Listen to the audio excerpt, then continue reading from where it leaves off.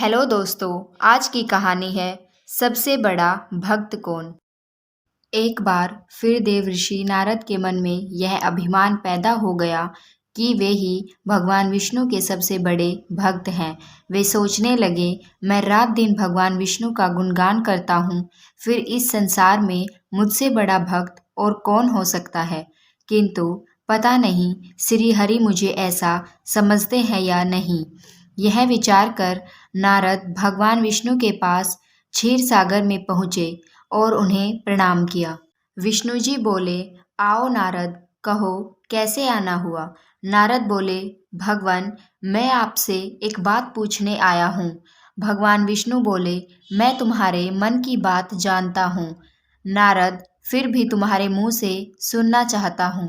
नारद ने कहा, हे देव, मैं जीवन भर आपका गुणगान करता रहा हूँ। पल पल हर क्षण मुझे बस आपका ही ध्यान रहता है।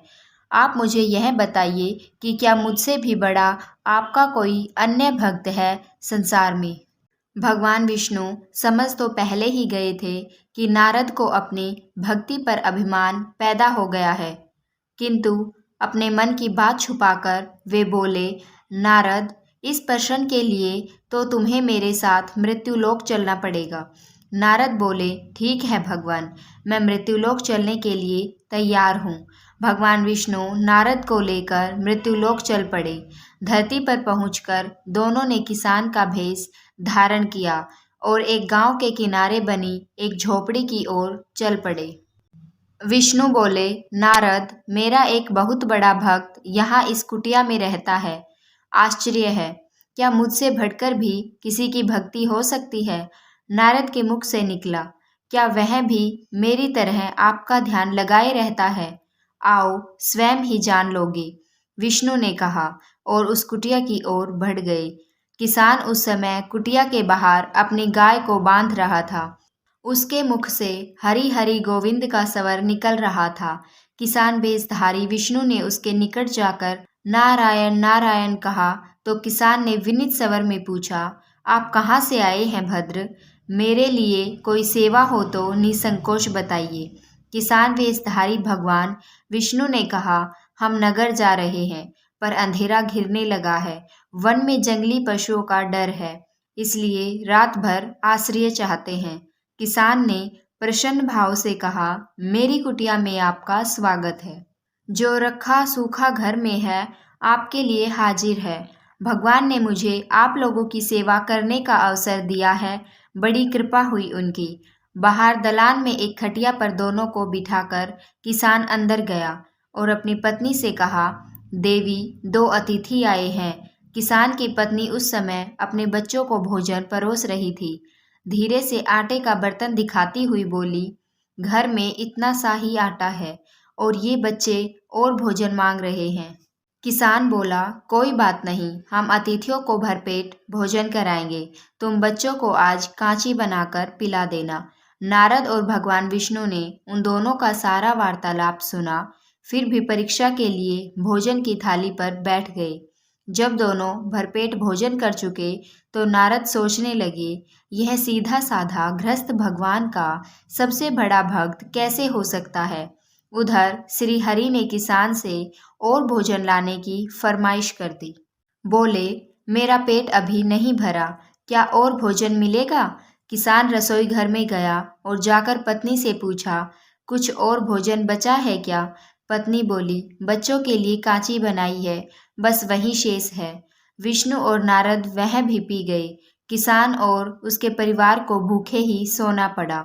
भूखे बच्चे माँ का आंचल थामकर कह उठे, माँ, नींद नहीं आ रही है, मुझे बड़े जोर की भूख लगी है। पिताजी ने उन अतिथियों को कांची भी क्यों पिला दी। किसान ने बच्चे के सर पर हाथ फेरते हुए कहा, अतिथि को भोजन कराना स्वयं विष्णु भगवान को भोग लगाने के समान है बेटा। बाहर दलान में दोनों अतिथि अलग अलग बिस्तरों पर लेटे हुए थे। भगवान विष्णु ने कहा, तुमने सुना नारद, किसान और उसके परिवार को भोजन नहीं मिला, फिर भी वह मेरे गुण गा रहे हैं। यह तो कुछ भी नहीं है, मैंने तो कई कई दिनों तक भूखे रहकर आपका स्मरण किया है। अगले दिन सुबह उन्होंने देखा किसान भगवान विष्णु की मूर्ति के सामने कह रहा था, गोविंद हरि हरि, तुम सदा मेरे मन में बसे रहो, बस मुझे कुछ और नहीं चाहिए। फिर दोनों अतिथियों से बोला, हरि की बड़ी कृपा है, वही जग का रखवाला है। प्रभु की दया से रात को कोई कष्ट तो नहीं हुआ। जब तक आपका जी चाहे तब तक आप दोनों यहाँ रहें, मैं खेत पर जा रहा हूँ। किसान वेशधारी श्री हरि बोले, हम भी तुम्हारे साथ चलेंगे, यदि तुम्हें कोई आपत्ति न हो तो। नारद और विष्णु भगवान किसान के साथ उसके खेत पर गए। किसान बोला, यही है अपना खेत, अब मैं अपना काम करूँगा। गोविंद हरि हरि। नारद बोले, तुम तो सत्पुरुष हो, भगवान के बड़े भक्त हो, हर घड़ी उनका नाम लेते रहते हो। किसान बोला, अरे कहाँ, काम से जब भी थोड़ा बहुत समय मिलता है तभी उनका नाम लेता हूँ। नारद ने पूछा, कब कब मिलता है समय? किसान बोला, सुबह उठता हूँ तब, रात को सोता हूँ तब, और दिन में जब भी काम से समय मिल जाए। ओहो, समझा, नारद के मुख से निकला। दोनों जब किसान से विदा लेकर चले तो नारद ने व्यंग्यात्मक स्वर में कहा, आपने सुना भगवान, वह सुबह शाम 2 बार ही आपका स्मरण करता है, जबकि मैं हर समय ध्यान करता हूँ, फिर भी आप उसे महान भक्त बताते हैं। नारद की बात सुनकर श्री हरि चुप रहे, किंतु मन ही मन उन्होंने कहा, कारण भी जान जाओगे नारद। विष्णु ने एक कलश को तेल से लबालब भरकर नारद को दे दिया और बोले, नारद, इसे अपने सिर पर रखकर बिना हाथ लगाए सामने वाली पहाड़ी तक ले चलो। ध्यान रहे इस कलश में रखे तेल की एक बूंद भी जमीन पर गिरने न पाए। नारद बोले, यह कार्य सहज तो नहीं है। यह कहकर नारद ने कलश सिर पर रख लिया और पहाड़ी की ओर चल दिए। नारद पहाड़ी तक गए और लौट आए। विष्णु बोले, लौट आए नारद, ठीक है। अब यह बताओ कि इतनी दूर जाने और आने में तुमने कितनी बार मेरा स्मरण किया है?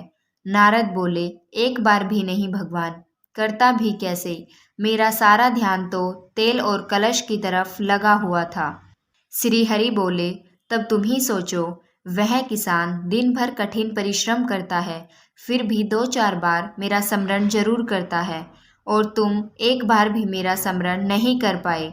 विष्णु की बात सुनकर नारद के अंतर्चक्षु खुल गए। वह श्री हरि के चरणों में गिरकर बोले, मान गया प्रभु, जो संसार के झंझटों में रहकर भी आपका स्मरण करते हैं, वे ही सबसे बड़े भक्त हैं।